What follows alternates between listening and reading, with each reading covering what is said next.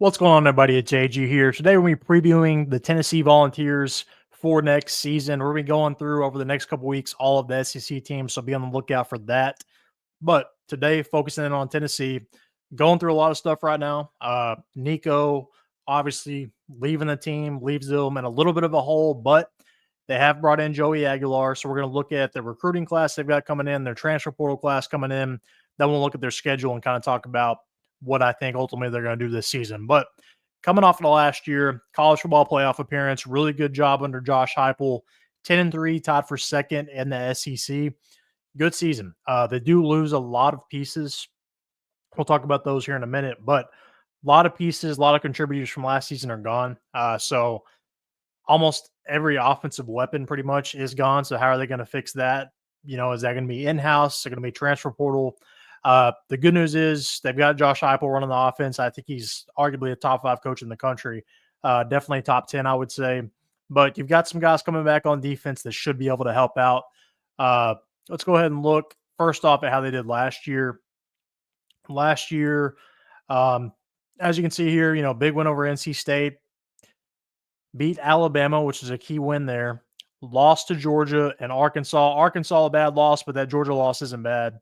Now, Ohio State in the playoff, they did kind of get manhandled. Now, the good news for them, despite losing Nico, which was obviously your planned starter, you can see here against Ohio State, didn't really do much. 104 passing yards. Against the tougher competition, a lot of them, he didn't do much either. Against Georgia, I don't think he had a touchdown. So that can be replaced, I think. But you are losing Dylan Sampson at running back too, so that's definitely going to impact you a little bit. Let's look at the recruiting class first before we move on too much. Recruiting-wise, you can see the 11th ranked recruiting class coming in. Some really good guys coming in. 84th transfer portal class, though. We'll talk about that here in a second. Let me pause this video. But recruiting-wise, 5-star offensive tackle. Will he contribute right away? We'll see. But a lot of guys are going to contribute to you eventually. I don't know if they're going to help you out necessarily as starting as freshmen, but eventually down the road, these are going to be some solid guys that are going to take over for spots when you lose guys to the portal, to the draft, wherever. All right, and then talking about the transfer portal class, the key one right now, Joey Aguilar, coming in to replace Nico. Number one, I think Joey is a pretty good quarterback.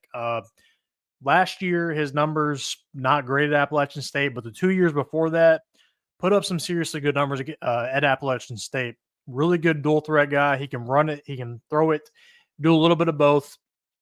I think I'm not going to say better than Nico, but I think he can replicate what Nico did this year. And I don't think Tennessee is necessarily going to miss a beat there. Some other guys are bringing in Amari Jefferson at receiver. Can he get going? Didn't really play at Alabama last year. Star Thomas at running back. Will he be the guy? Almost got 1,000 yards last year at Duke. So can he somewhat replace Dylan Sampson's production last year? We'll see. As far as their stats last year, let me pull this up for you. So last year, obviously led by Nico, Dylan Sampson, Dante Thornton. None of those guys are back on offense. Defensively, your leading tackler, Arion Carter, is back, so that's a solid for you.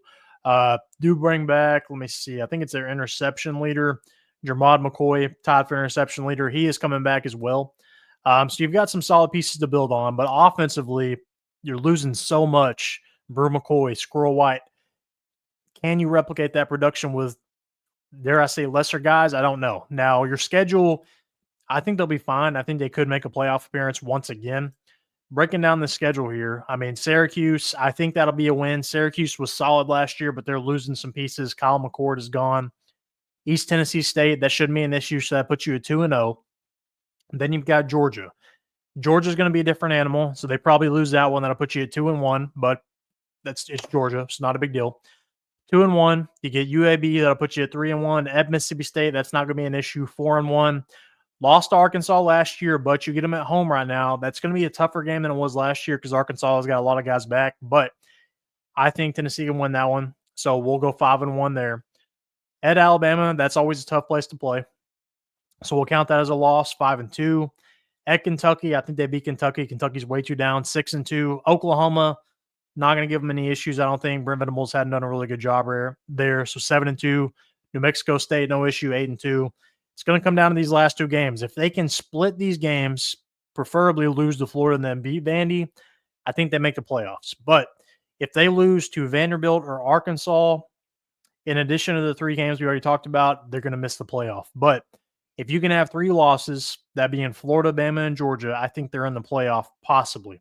It's going to depend on some other factors, obviously, but if they can do that, go 9-3, I think they're in good shape because I think Florida's going to be good. But Vanderbilt and Arkansas, I think, are the 2 key games there. If they can win those games, I think they're in. If they lose one of those games, 4 losses, I don't think they're getting in. As of right now, I've barely got them squeaking in, but again, that was with Nico. So I'm going to need to see him with Joey Aguilar, see how they look with all these new weapons on offense, with what they're replacing and in total on defense as well. This is a belief in Josh Heupel more than the guys they have coming in. But as of right now, I got them in the playoff. But again, it's going to be tough because Vanderbilt is no gimme. Diego Pavia is back. They're going to be good. Can they maybe beat Florida? That's a possibility, but we'll see. As of right now, I've got them at 9-3 in the playoffs. But what do you think? What is their record going to be? What do you think of Tennessee? Did they upgrade over Nico? Is Joey Aguilar an upgrade? Let me know. Comment down below. Make sure to like this video. And most importantly, subscribe.